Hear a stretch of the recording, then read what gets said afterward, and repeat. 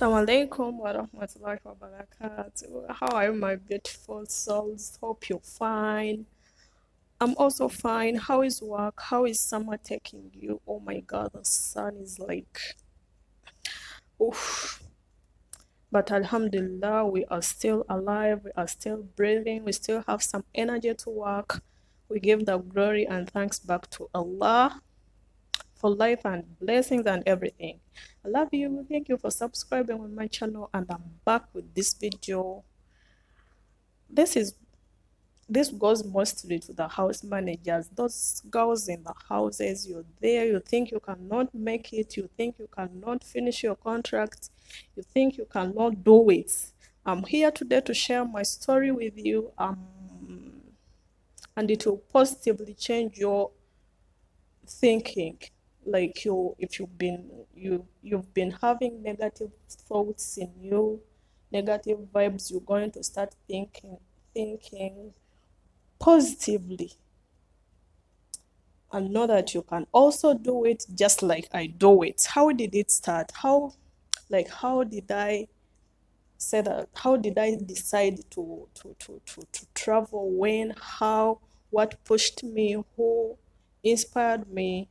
All in this video. I'll be making videos till I'll finish it. But let's see, how did I decide to travel to UAE, and why, and who told me, who advised me, who inspired me. Okay, let's begin. It was like, it came like, not, it was not natural. She was my sister. Unfortunately, she died. I'm only praying for her to Allah. May Allah forgive her for whatever went wrong and enlighten her grave. Love you, sister, and I still miss you so much, because you made me begin my journey. You made me believe that I can also make it, because I was like thinking about it, telling my family I want to travel, but they were all saying no. We hear that it's not easy out there, so you don't have to go. But for her, she advised me. She told me the good things she got from there. So I said, okay, let me also try it.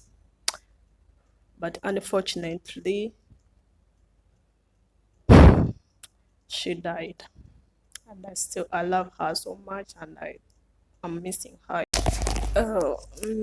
So I had two people that inspired me, that I admired, and I said, okay, let me try it.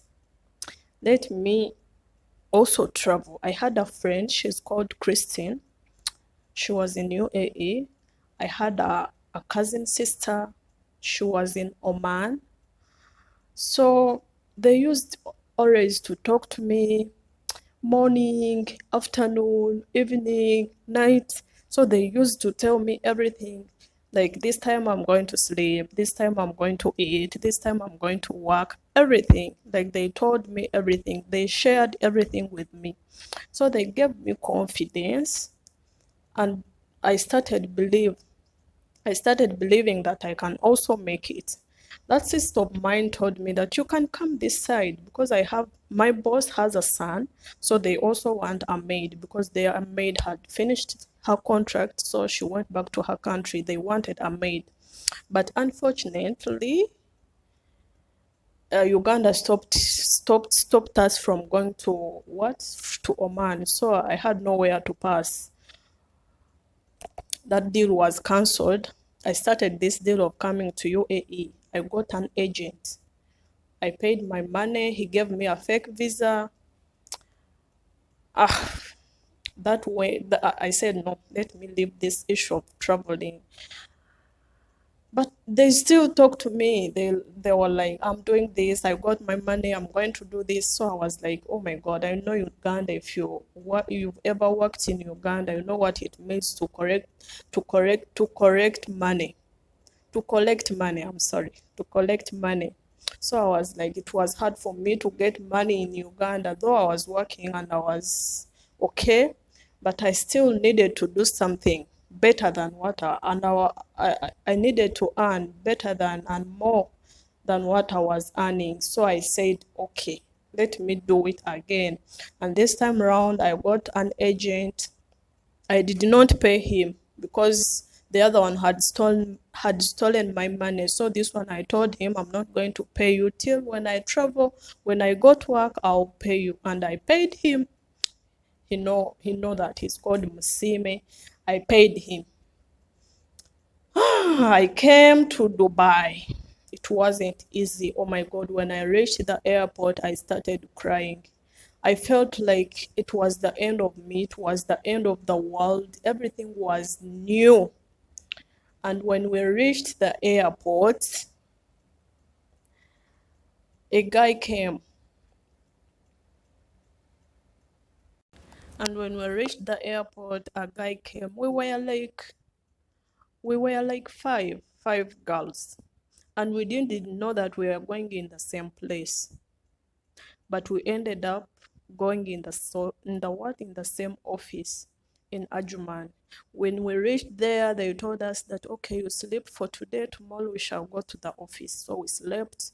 They gave us something to eat, tea, food, and everything. And life was like, oh my God, everything has changed. Me, I'm a crying baby. Whenever the situation is hard for me, I just cry. So I cried. And I didn't even want to talk to anyone from my family because they gave us phones. And guess who I called? I called my brother-in-law, my sister's husband. I called him. I told him, you know what, Muko, we reached and I'm okay. Because I didn't have a phone. We didn't they take the phones. When you reach the office, they take your phone. So he said, okay, we're going to pray for you so that you get a job. I was like, okay, because I could not talk to my mom. I could not talk to my sisters. When I called them, I knew I would definitely cry. So I decided to call my brother-in-law. I told him, tell them that I'm okay. So we started the hustle. The next day, we went to the office. Oh my God. There were a lot of girls there. And everyone was yearning to be taken. Everyone was praying that I wish I can get somewhere to go and work because we were many. So every day I spent like 3 days there. 3 days. Alhamdulillah, I thank God. The third day, a man and a lady came, and the lady was pregnant. And you know what? They came, they wanted someone with experience, someone who can speak Arabic, and I did not do any of those. But I was a Muslim, mashallah. I was a Muslim, and they wanted a Muslim who is experienced and who can speak Arabic. I told them no. And of all the officers, I was the only girl. I was the only one who was a Muslim. I was like, oh my God. So I'm proud of being a Muslim because that happened because I was a Muslim. So they took me. I told them I cannot do anything. I can't cook, I can iron, I can clean, but there are other things I cannot do. They said, okay, you're a Muslim. We shall teach you. So just stay connected and wait to that what happened next. I love you guys.